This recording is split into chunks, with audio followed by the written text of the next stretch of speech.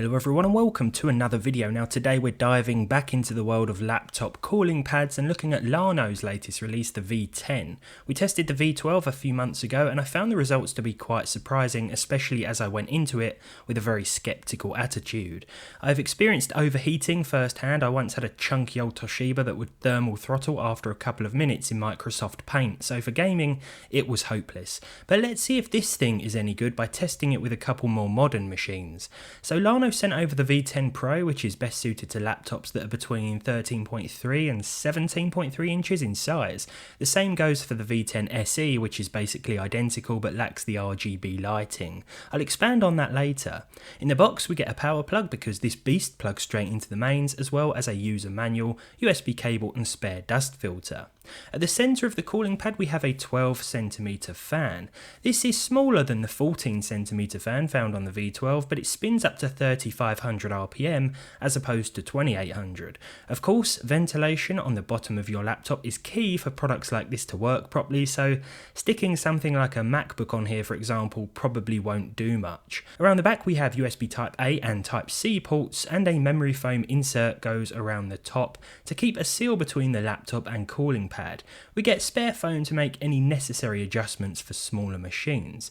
The memory foam has decent grip to help prevent sliding, but of course we can deploy what I like to call the little front arms to keep the laptop in position as well. The fold out and extendable rear legs raise the laptop up a bit, and this should also help with ventilation and heat dissipation.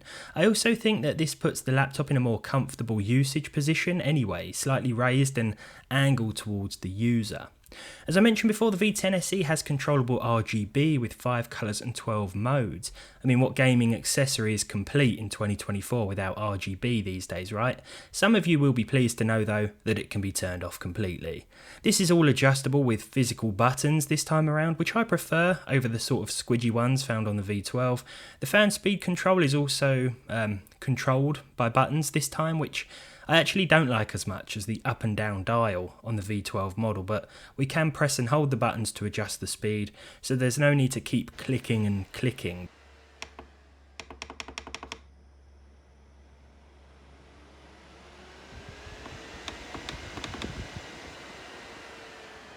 Because that noise just gets annoying after a while. Enough about aesthetics though, it's time to focus on function, and I want to give you my honest thoughts on this thing. Thank you to Lenovo for sending it in for review, but I cannot let that affect my thoughts and opinions on any product really. So here we go. Now the fan can be set to spin at anywhere between 300 and 3500 RPM.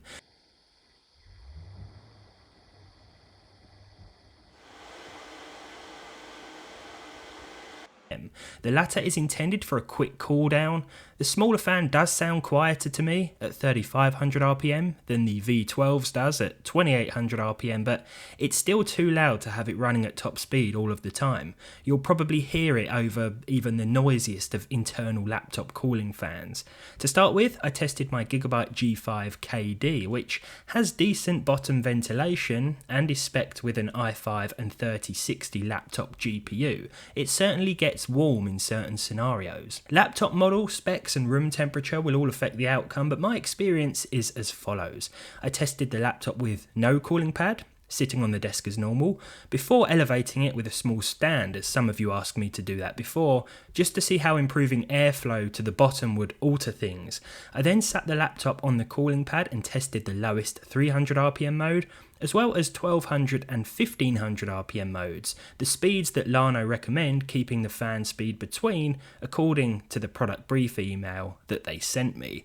I guess this is sort of a noise/effectiveness sweet spot. After that I tried a 0 to 3500 RPM max speed test to see how far temps would drop after 30 seconds and then 90 seconds, just in case you wanted to cool your machine down quickly. So in Cyberpunk at 1080p Ultra, after a 30-minute gameplay session without the cooling pad, the CPU hit 92 degrees, the GPU hit 80 degrees, and the GPU hotspot hit 83 degrees. When we elevated the laptop, meaning just lifting it up with a stand and no fans, the CPU temp dropped to 87 degrees, which is still a little high for my liking. The GPU dropped 4 degrees to 76, and the hotspot temp dropped to 80 degrees.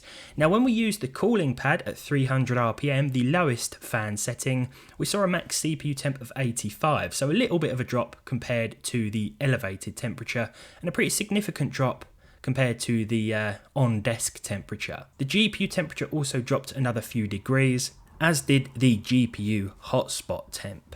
With the cooling pad set at 1200 RPM, the CPU dropped down to 81 degrees max, the GPU down to a very nice 69 degrees, and the GPU hotspot down to 73.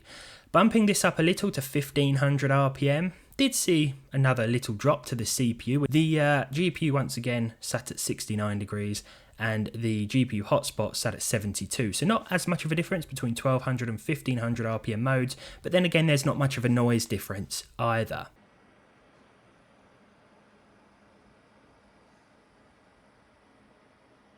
I then ran a couple of 0 to 3500 RPM tests. Without the fans enabled at 0 RPM, the CPU was running at 88 degrees. After 30 seconds at max speed, this dropped down to 77. The GPU hit 78 degrees without the fans enabled, and it dropped down to 70 after 30 seconds with 3500 RPM. The GPU hotspot temp went from 81 down to 73. Now, running the same tests again, this time from the same temperature, but after 90 seconds of max fan speed mode, we saw a drop on the CPU from 88 to 72 degrees, the GPU went from 78 down to 65, and the GPU hotspot went from 81 to 68. So this was certainly effective in cooling down our CPU and GPU.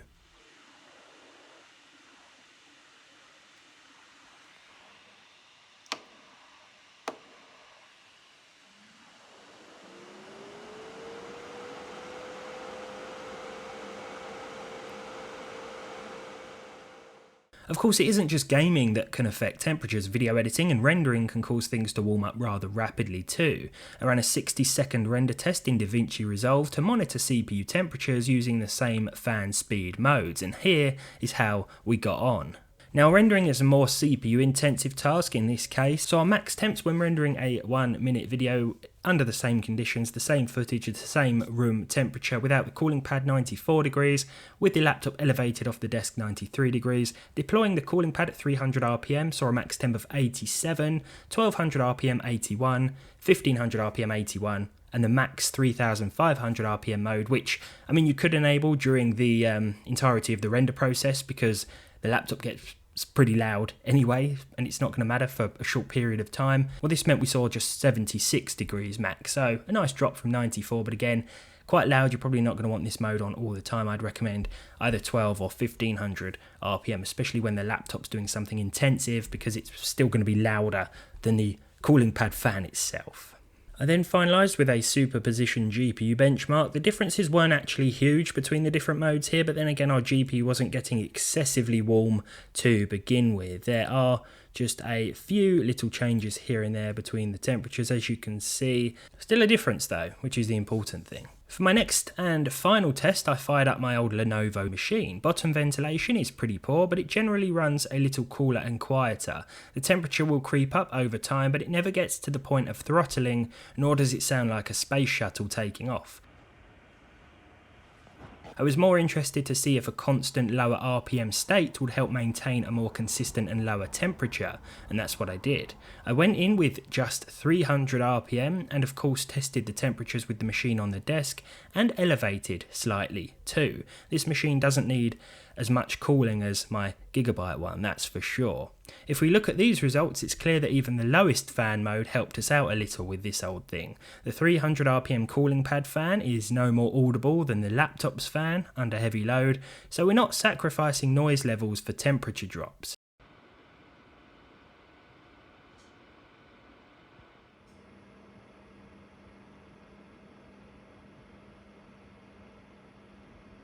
Sure, this thing isn't much use for modern gaming, but these temperature reductions should be visible in other system-intensive tasks as well. So finally, we need to talk about the price. Yes, now I can't sit here and recommend this at over £100 or dollars or Canadian dollars if you're using an old laptop that's cost you about 100, 200 quid, you know? I don't think it makes sense in that regard. If you've spent £1,000 or £2,000 on a laptop, however, then another 100 and something isn't going to seem as significant if you want to try and keep it cool, because let's face it, even the most powerful laptops, the most expensive laptops out there do get too hot sometimes. And I think in that case, this is where something like this may be more tempting. If you're more of a budget user, then you're not going to be using a £100-200 laptop, I don't think, and then go out and be like, yeah, I'm going to spend another 100 on a laptop cooling pad. Realistically anyway, that's just my opinion. But in terms of the actual product though, yeah, it does what it says. I prefer the V12, I think, which we've made a review on before. It's bigger, it does get a little louder, but I think it's more effective in cooling those more higher end machines. But on this one, I like the fact that we get the physical buttons this time around, and I like the fact that the fan is quieter, even under higher speeds. It's also less sort of intrusive on your desk, I feel, but there we go. Be sure to check out my V12 video as well. I'll leave a link to the V10 in this one. Let me know your opinions down below. I always find these things fascinating. Thank you to Llano for sending this over, of course, to check out, and hopefully anyone who comes across this video or watches it will find it useful. As always, thank you so much for watching. My video schedule should be back to normal now, back from holidays, so there we go. Thank you, and I'll see you next time.